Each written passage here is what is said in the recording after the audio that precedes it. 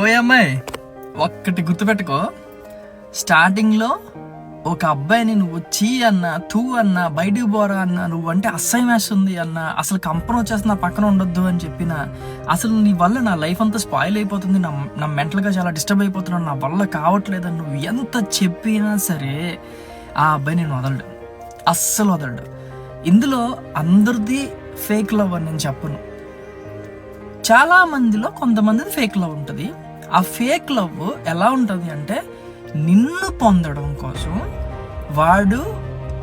వాడిని నువ్వు చీ తూ అన్నా, ఎంత ఘోరంగా తిట్టినా, ఎంత ఘోరంగా అవాయిడ్ చేసినా వాడు నీతోనే ఉంటాడు, నీ పక్కనే ఉంటాడు, నువ్వు ఏమన్నా సరే భరిస్తాడు.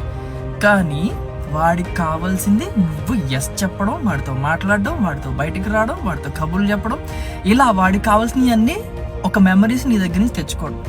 ఒక్కసారి చాలు అని నీతో అనిపించిన తర్వాత వాడు నిన్ను చీతూ కాదు కదా, ప్రపంచంలో అందరి ముందు నిన్ను దోషం చేసి నీ క్యారెక్టర్ని పాయింట్అవుట్ చేసి నువ్వెంత ఘోరమో అని చెప్పి ప్రపంచానికి చూపించడానికి ప్రయత్నించి నీకే తెలియకుండా నీ కోపం రప్పించి నువ్వు అలాంటి మాటలు మాట్లాడేలా చేసి నిన్ను వదిలేసి నువ్వు సో అండ్ సో నీ క్యారెక్టర్ ఇది అని ప్రపంచానికి చూపించాలనుకుని చూపించేసి వెళ్ళిపోతాడు.